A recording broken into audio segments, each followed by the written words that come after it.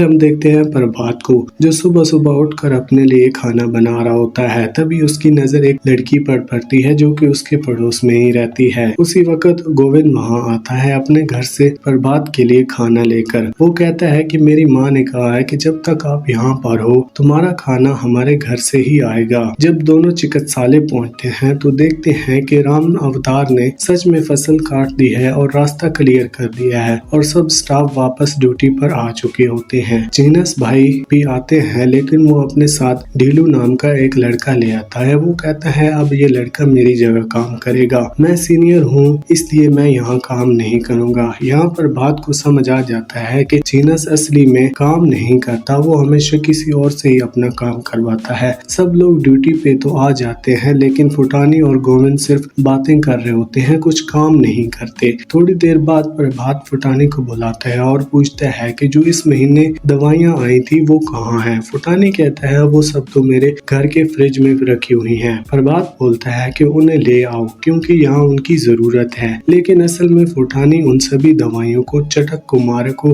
बेच चुका होता है। अब उसके पास दवाई वापस लाने का कोई तरीका नहीं होता। इसी दौरान इंदु देवी गाँव में वैक्सीनेशन के लिए जा रही होती है। प्रभात कहता है कि वो उसके साथ चला जाए ताकि गाँव वालों को हॉस्पिटल के बारे में बता सके। वहाँ दूसरी तरफ फुटानी चटक कुमार के मेडिकल स्टोर पर जाता है और कहता है जो दवाइयाँ मैंने तुम्हें बेची थी मुझे वो वापस चाहिए क्योंकि मुझे उनकी जरूरत। लेकिन चटक कुमार कहता है कि वो सारी दवाइयाँ तो बिक चुकी हैं। ये फुटानी के लिए बड़ी प्रॉब्लम बन जाती है क्योंकि वो दवाइयाँ खास थी, उनमें 50-70 रुपए वालियाँ काफी इम्पोर्टेंट दवाइयाँ थी। फिर गाँव में जब वैक्सीनेशन चल रहा होता है तो प्रभात सभी लोगों को गाँव के बारे में बताता है कि गाँव का चिकित्सालय अब फिर से स्टार्ट हो गया है, आप लोग वहाँ आए मुझे खुशी होगी और आपका इलाज भी किया जाएगा। तभी प्रभात को एक जरूरी बात पता चलती है। अब तक प्रभात ने गांव और हॉस्पिटल दोनों की कंडीशन देख ली थी। उसके दिमाग में एक सवाल आता है कि आखिर ये गांव का पहला डॉक्टर कौन है। तब इंदु देवी बताती है कि यहाँ एक असली डॉक्टर तो चटक कुमार है, एक झोला शॉप डॉक्टर। फिर हम देखते हैं कि चटक कुमार को जो अपने स्टाइल में पेशेंट का इलाज कर रहा होता है, रोज के 30-40 पेशेंट उसके पास आते हैं। बिना MBBS की डिग्री के वो लोगों का ट्रीटमेंट करता है। लोग उसके ऊपर ट्रस्ट करते हैं और ट्रीटमेंट भी लेते हैं। तभी फुटानी उसके पास आता है और कहता है जो दवाई मैं ले गया था उसका कुछ जुगाड़ कर दो, या तो दवाई वापस दे दो या कुछ पैसे दे दो। लेकिन चटक कुमार भी कुछ ज्यादा हेल्प नहीं कर पाता, वो बस उसे 10-12 हजार उधार दे देता है।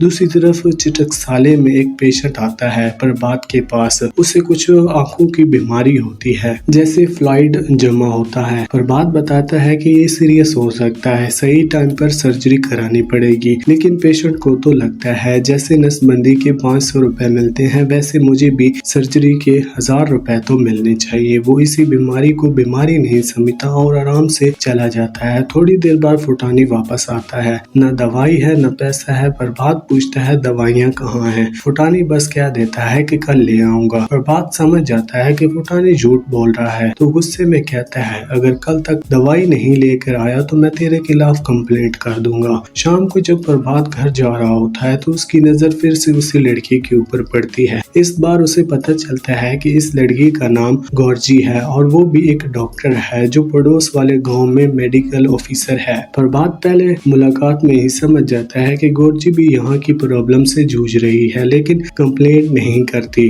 गौरजी एक काफी सिंपल सी बात कहती है, जब गाँव वाले तुम्हें एक्सेप्ट नहीं कर रहे तो तुम खुद गाँव वालों को एक्सेप्ट कर लो। ये बात प्रभात को बहुत अच्छी लगती है। फुटानी के खिलाफ कंप्लेंट करने का आइडिया ड्रॉप कर देता है। अगले दिन प्रभात हॉस्पिटल में होता है। फुटानी वापस आता है, इस बार प्रभात उसे अच्छे से सुनाता है। फुटानी प्रभात से कहता है सर पहले जो मेडिकल ऑफिसर था वो मुझसे 30% लेता था, आपको 45% दे दूंगा। पर प्रभात सिर्फ कह देता है कि मुझे 30% नहीं चाहिए, ना ही मुझे 45% चाहिए, बल्कि मुझे 100 का 100% चाहिए, पूरा सपोर्ट चाहिए, तभी मैं कुछ बदल पाऊंगा। उसके बाद प्रभात बोलता है मुझे झोला शॉप डॉक्टर चटक कुमार से मिलना चाहता हूँ, कल उससे मिलवाओ।